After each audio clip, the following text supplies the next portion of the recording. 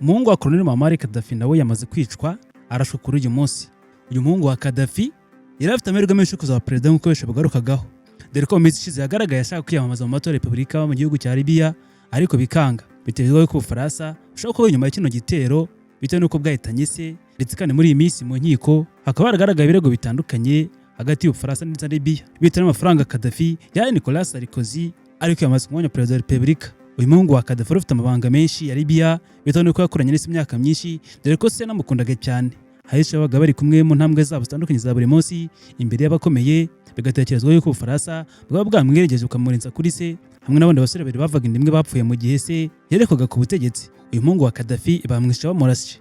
Hari amakuru menshi akomeje kujya hanze, ibyatangajwe, hari byinshi byakomeje kuvugwa nyuma y'urupfu rwe, amabanga menshi ya politike, ibyo yakoze, haba igihugu cye, imiryango mpuzamahanga. Hari amagambo menshi kandi yatangaje yerekana yuko yifuza kuza mu butegetsi agasimbura se, dore ko benshi mu gihugu cya Libya bumvaga yuko azaza gusimbura se nubwo ngo yapfuye Gaddafi, ariko bari bazi ko igihe cyose ari umucunguzi wabo azaza kubacungura, kuko nubwo Gaddafi ariko yapfuye hari benshi bamukundaga mu gihugu cye, bizera ko isaha ku isaha uyu muhungu we yaza kumucungura akabakorera mu ngata akubaka igihugu. nk'uko uyu munsi hagaragaye imyigaragambyo idasanzwe n'ibibazo by'urudaca bidasiba mu gihugu cya Libya. Nimwemerere muri aka kanya dore urupfu rw'uyu muhungu wa Gaddafi, uko yapfuye, uko yarashwe, uwamurashe, icyo yari agamije. Turaza kureba kandi n'amateka aranze uyu muhungu by'umwihariko ibyo yakoze muri politike, dore ko yakoranye na se cyane, aho yagaragaraga henshi cyane bo gusanga ari kumwe na se, dore ko yamukundaga cyane amuratira benshi abatuye isi n'abakomeye. Njye nitwa Ajabu Marashi, mbahaye ikaze, reka tubiganire. Ni kenshi yifuje cyane kuza kuyobora igihugu cya Libya, haba muri coup d'etat, haba mu matora, muri coup d'etat n'izindi nzira nyinshi za politike, ariko bisa n'ibyanga biramugora cyane.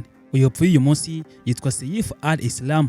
Uyu muhungu wa Gaddafi wapfuye yarashwe yitwa Saif al-Islam Gaddafi. Yari umuhungu wa Colonel Muammar Gaddafi yakundaga cyane, nk'uko yakundaga kubigarukaho abitangaza hirya no hino mu ruhame. Igihe kimwe Saif al-Islam Gaddafi, umuhungu wa Muammar Gaddafi, yafatwaga nka nimero ya kabiri nyuma ya se Colonel Muammar Gaddafi ku butegetsi bw'igihugu cya Libya. Kugeza uyu munsi muri Libya, Saif yaracyuwe nka nimero ya mbere muri Libya y'abantu haza gusimbura se ku butegetsi bakubaka igihugu, ndetse kandi abari bakomboye Colonel Muammar Gaddafi bamufataga nk'ushobora amaherezo kuzagenzura ubutegetsi bw'igihugu cya Libya, akabugera akaba yabugenzura uko byasa kose. Ariko kugeza uyu munsi byarangiye kubera ko yamaze kwicwa arashwe. Saif al-Islam Gaddafi yapfuye arashwe aguye mu burengerazuba bw'igihugu cya Libya mu gitero kidasanzwe cy'abakomando cyagabwe, aho cyagabwe n'abantu bane ku mpamvu zitaramenyekana neza, kandi kugeza uyu munsi ntaho barakigamba, ariko hari abakekwa. Uyu mugabo wari ufite imyaka 53 y'amavuko, akora umuhungu wa kabiri wa Muammar Gaddafi. Yaba iza itandatu yaguye kugeza uyu munsi ku 2011. Aha muri uyu mujyi yabanje gufungirwa, arekurwa mu mwaka wa 2017. Nyuma yaho atangira inzira ya politike ashaka kugaruka ku butegetsi. Abdul Othman yari umujyanama mu bya politike, hari umunyamategeko we Khalid al-Ziyad bemeza yuko yishwe arashwe aguye mu busitani bwe. Bashimangiye ko yarashwe n'abagabo bane ngo baje bipfutse ibitambaro mu maso. Abagabo bamurashe ngo binjiye mu rugo rwe bipfutse ibitambaro mu maso, babanza kuvanaho kamera z'umutekano kugira ngo amakuru yose ajya hanze, ndetse no bakamenyekana cyangwa se bakaba bafatwa batagera ku ntego zabo. Nyuma y'uko bavanyeho kamera z'umutekano, bipfutse ibitambaro mu maso, binjira bya gikomando, bakubita amasasu, baramuhitana. Mbere ko iki gihugu cyinjira mu myigaragambyo ikomeye ndetse n'intambara y'imbere mu gihugu na 11, nubwo nta mwanya uzi mu butegetsi uyu mugabo yari afite mu gihugu cya Libya, Saif al-Islam yari umuntu wa kabiri ufatwa nk'umuntu ukomeye cyane mu gihugu cya Libya nyuma y'uko se yapfuye.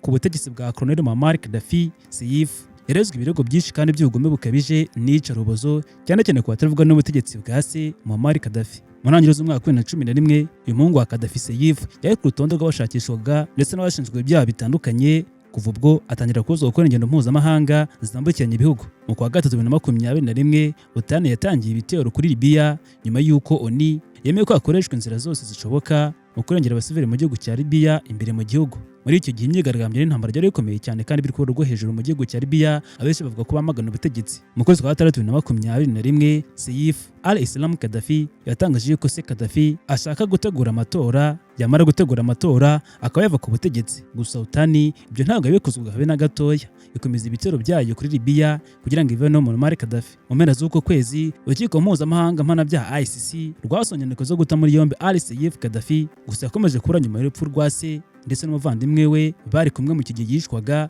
witwaga Motassiam. Abo bose biciwe ahitwa Istar mu Kwakira 2021. Seif yaje gufatwa arafungwa nyuma y'ukwezi k'umuvandimwe we na se bamaze kwicwa hari mu kwezi kwa 11. Yafashwe n'imitwe yitwaje intwaro, iyo mitwe iramufunga, imifungira hitwa Zayton, hano yarasiwe uyu munsi. Nyuma urukiko mpuzamahanga rwa ICC rwaramwifuzaga cyane, rwajwe uburenganzira bw'abategetsi b'igihugu cya Libya y'uburenganzira bwo kumuburanisha ngo akaburanishwa ku byaha by'intambara. Rero koneshezwa mu gihugu cye ku byaha by'intambara ashinjwaga gukora mu gihe cy'imyigaragambyo n'ivumbagatanya yabaye mu 2021. Banigaragaza yuko abantu bagera ku 15 aribo bishwe mu mvururu n'imyigaragambyo byabaye muri icyo gihe, ndetse n'intambara yakuyeho ubutegetsi bwa Gaddafi muri iyo myaka. Gusa ubutegetsi bwa Libya bwoshimangira ko hatapfuye abantu 15 ahubwo ko hapfuye abantu 30. Abunganizi ba Saif al-Gaddafi mu mategeko bavuga yuko urubanza rwe ko rugamije kwihorera ahubwo rutagamije ubutabera cyangwa ikindi cyo cyose. Mu mwaka wa 2014 mu gihe Libya yaracitsemo kabiri ubutegetsi, Saif al-Islam yagaragaye mu mashusho ari mu rukiko mu mujyi wa Zayton hari mu metero 160 mu majyepfo ashyira uburengerazuba bw'umujyi wa Tripoli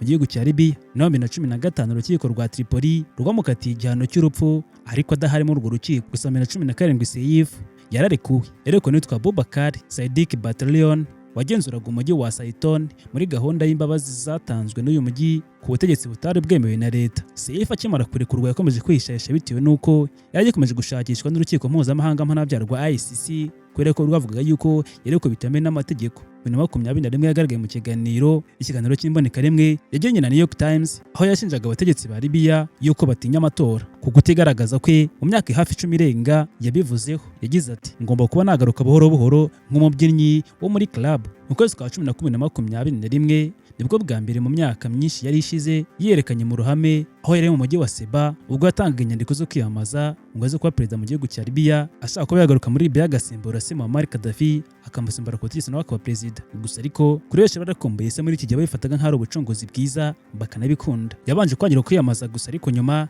aza kwemererwa, ariko amatora ntiyaje kuba muri kino gihugu muri kino gihe bitewe n'ibibazo by'umutekano cyane cyane by'urusobe rwa politike muri Libya, aho impande ebyiri zihanganye zitavuga rumwe zikomeje kumanira ubutegetsi hagati yazo bagahangana. Saif al-Islam yize amashuri ye mu bihugu bitandukanye by'uburengerazuba, yakunze kwerekana cyane nk'umutegetsi wahindura ibintu cyane mu gihugu cya Libya. Mu 2008 yabonye impamyabumenyi y'ikirenga ya PhD ayikuye muri kaminuza yitwaga London School Economics mu Bwongereza, aho yakoze ubushakashatsi bwo ku ruhare rwa rubanda mu mavugurura y'ubutegetsi ku isi. Ku gihe cy'ubutegetsi bwa se yari umuntu uvuga rikumvikana cyane, kandi yakunze kuvuga ko akina amavugurura muri politike, ndetse hagati ya 2020 na 2021 yarimo abantu bahuzaga igihugu cya Libya n'ibindi bihugu bitandukanye mu burengerazuba akaba nk'umuhuza. Ishuri yizemo rya London School Economics ryamaganye umubano wihariye ryajyanye n'ubutegetsi bwa Libya, by'umwihariko kwemera Saif kuryigamo ryanahawe miliyoni 2.4 by'amadolari y'Amerika. Aya mafaranga aza muri kino kigo uyu muhungu yizemo avuye mu kigo cya Gaddafi cyitwaga International Charity and Development Foundation. Hari ku munsi wo gutanga impamyabumenyi uyu muhungu yahawe iya PhD. Saif wavugaga neza icyongereza yagize uruhare rutandukanye ku ntwaro za kirimbuzi cyane cyane hagati y'ubutegetsi bwa se n'ibihugu bitandukanye mpuzamahanga ndetse n'iby'uburengerazuba. Yanageze kandi ari mu biganiro byo guhimoza amarira imiryango yakozwe n'igitero cya Lokobi, igitero ku nzu y'urubyiruko ya Berlin ndetse n'indege ya UATA 772 yaturikiye mu butayu bwa Sahara. Yagize kandi uruhare mu kurekura abaganga hagati ya 3 na 5 bo mu gihugu cya Bulgaria bari bafungiye mu gihugu cya Libya. Abaganga bari bafunzwe bashinjwaga icyaha cyo gutera abana bakiri batoya virusi irimo sida ngo binyuze mu maraso. Iyi virusi ngo yabateye mu mpera z'umwaka wa 1990. Abo baganga bose bari barakatiwe gufunga imyaka 8 mu mwaka wa 1998 bamaze kurekurwa, bavuze ko bakuriyeho ihohoterwa cyane n'iyicarubozo umugore muri gereza ngo bafunze. Colonel Muammar Gaddafi yari afite abana bagera ku 10, barimo abana babiri yarega nk'abo ariko atarababyaye. Muri abo bahungu be batatu harimo uwitwa Mu'tasim Billah, undi akitwa Saif al-Araf Gaddafi wari umusirikare, ndetse akaza n'uwitwaga Kamis Gaddafi nawe wari umusirikare, akaba ari umuhungu we wari mutoya cyane mu bandi bose bavukanaga. Abombi bapfanye na se mugerekwaga ku butegetsi. Reka ngushimire abo banye nanjye muri aka kanya. Gene twa Jabo Marashib, ibiganiro byacu nakagaruka dusubira ubutaha. Imboni TV, imboni ya rubanda.